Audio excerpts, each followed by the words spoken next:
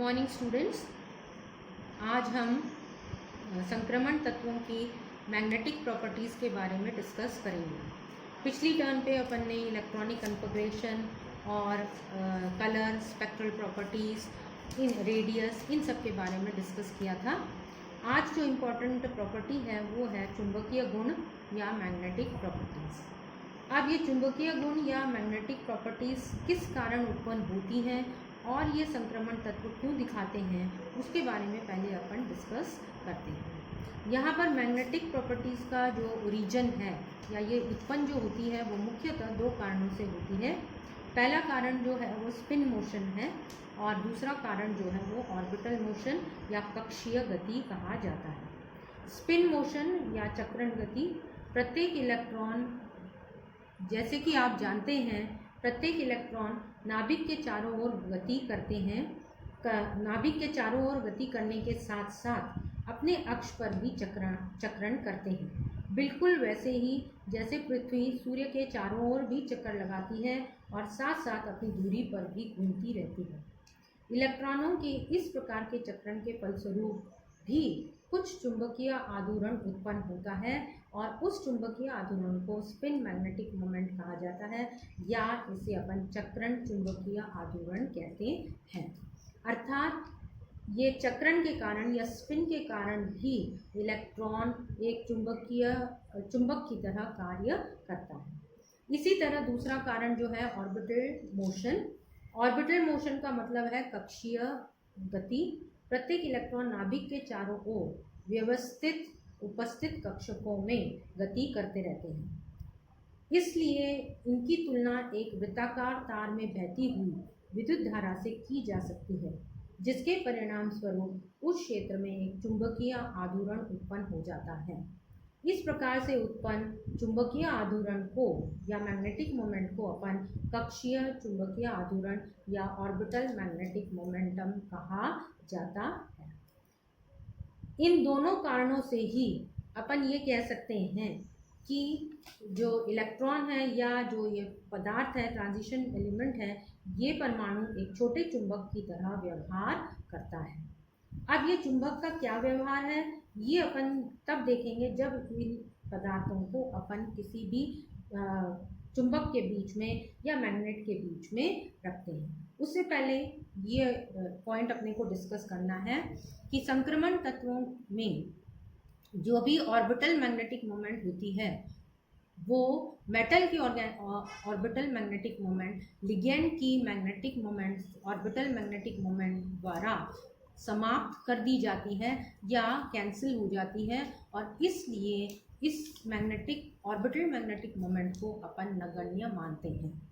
तो केवल जो मैग्नेटिक या चुंबकीय गुण है ट्रांजिशन एलिमेंट्स में वो केवल किस कारण रहेगा, स्पिन मोशन के कारण या स्पिन गति के कारण ही केवल मैग्नेटिक मोमेंट दर्शाया जाएगा। इसलिए ये स्पिन मैग्नेटिक मोमेंट को अपन म्यू द्वारा लिख करके mu S is equal to √n/n+2 Bohr magnetron के रूप में इनको प्रदर्शित किया जाता है। अर्थात n क्या है, अयुग्मित इलेक्ट्रॉनों की संख्या। तो अर्थात ये कह सकते हैं कि संक्रमण तत्वों की जो प्रथम श्रेणी अपन पढ़ रहे हैं उनमें जितने अयुग्मित इलेक्ट्रॉन्स होंगे उनके आधार पर म्यू का मान फाइंड आउट किया जा सकता है और ये म्यू केवल स्पिन के कारण होगा, अर्थात चक्रण के कारण होता है। इसलिए इसका मान अयुग्मित इलेक्ट्रॉनों के मान के बराबर ही प्राप्त होता है। जबकि लैंथेनाइड्स और एक्टिनाइड्स इन दोनों में ये ऑर्बिटल मैग्नेटिक मोमेंट कैंसिल नहीं होती और इसलिए वहाँ पर अपने को दोनों ऑर्बिटल और स्पिन मैग्नेटिक मोमेंट का कंट्रीब्यूशन टोटल लेना पड़ता है और इसलिए वहाँ पर मैग्नेटिक मोमेंट का जो मान म्यू है टोटल वो आता है g√j×j+1, जहाँ पर g जो है वो लिंडे फैक्टर है और j जो है वो total orbital angular momentum plus spin angular momentum कहा जाता है, जिसमें कि म्यू एस और म्यू एल दोनों का ही कंट्रीब्यूशन होता है। अब जो है determination of magnetic moment, upon magnetic moment किस तरीके से फाइंड आउट कर सकते हैं। तो जो ज़्यादा प्रचलित मेथड्स हैं गॉस मेथड और फैराडे मेथड। यहाँ पर अपन केवल गॉस मेथड डिस्कस करेंगे कि इस मेथड में अपन किस तरीके से इसको फाइंड आउट किया जा सकता है, या पैरामैग्नेटिज्म या डायमैग्नेटिक मोमेंट किस तरीके से फाइंड आउट की जा सकती है। स्टार्ट। ये इसका डायग्राम है। इस डायग्राम में आप ये देखेंगे, ये दोनों मैग्नेटिक पोल्स हैं, ये नॉर्थ पोल, ये साउथ पोल, जो कि बाहरी चुंबकीय दिखाएंगे। और यहाँ पर एक अपन ने कैरियर बना रखा है जिसमें कि अपन अपने पदार्थ को रखेंगे। इस पदार्थ को एक साइड हुक से अपन ने बैलेंस के साथ अटैच कर रखा है, और ये बैलेंस एक साइड और दूसरा पलड़ा ये है। बैलेंस के जो दो पैन्स हैं, एक पैन पे अपन ने पदार्थ लगा रखा है और दूसरा पलड़ा यहाँ पर है पैन है, जिस पर कि अपन वेट डालेंगे जिससे कि अपनी बैलेंस स्ट्रेट रहे। अब ये जैसे ही अपन मैग्नेटिक फील्ड ऑन करते हैं, ये मैग्नेटिक फील्ड ऑन करेंगे तो अपन को इस पदार्थ के व्यवहार से अपने को पता लग जाएगा कि ये डायमैग्नेटिक है या पैरामैग्नेटिक है। फॉर एग्जांपल, अगर यहाँ पैरामैग्नेटिक पदार्थ अपन ने रखा है, फील्ड लगाते ही ये पैरामैग्नेटिक इस फील्ड की तरफ अट्रैक्ट होगा, या फील्ड की जो स्ट्रेंथ है उसको बढ़ाएगा। इस फील्ड की स्ट्रेंथ बढ़ने के कारण ये पलड़ा ऊपर हो जाएगा, या पैन ऊपर हो जाएगा बैलेंस का। अब इस पैन में अपन वेट डालेंगे जिससे कि ये स्ट्रेट हो जाए या न्यूट्रल पॉइंट आ जाए। तो जब अपने को वेट ऐड करने पड़ते हैं तो इसका मतलब ये जो पदार्थ है वो पैरामैग्नेटिक है। डायमैग्नेटिक में जैसे कि अपने को पता है कि ये रिपेल करते हैं, लाइन ऑफ फोर्स को रिपेल करते हैं, तो ये थोड़ा सा ऊपर उठ जाता है और ये थोड़ा नीचे हो जाता है। तो अब इसमें से अपने को वेट कम करने पड़ेंगे या वेट इस तरफ ऐड करने पड़ेंगे जिससे कि ये अपना न्यूट्रल बन जाए। तो इन दोनों के डिफरेंस से फिर प्रैक्टिकली अपन चुंबकत्व या मैग्नेटिक गुणों या म्यू के बारे में फाइंड आउट किया जा सकता है।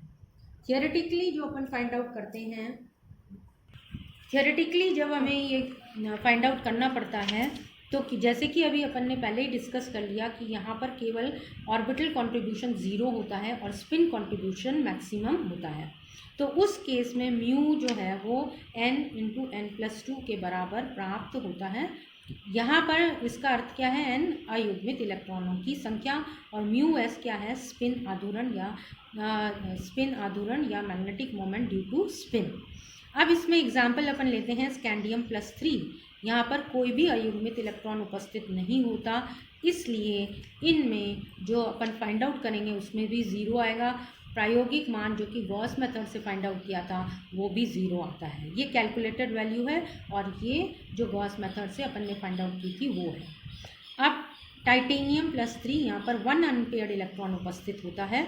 1 अनपेयर्ड इलेक्ट्रॉन होने के कारण अगर अपन इस फॉर्मूले से μs = n × n+2 √ के अगर वैल्यू फाइंड आउट करते हैं तो ये आती है 1.73, जबकि प्रैक्टिकली जो गॉस मेथड से अपन ने फाइंड आउट की थी वो आई थी 1.75। तो ये बहुत आपस में काफ़ी मिलती जुलती वैल्यूज़ हैं।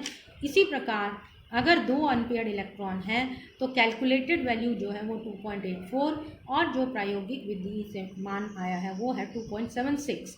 तो अपन ये देखते हैं कि अधिकतर केसेस में प्रायोगिक और जो कैलकुलेटेड वैल्यू है वो लगभग समान ही आती है, ज़्यादा इनमें डिफरेंस नहीं होता।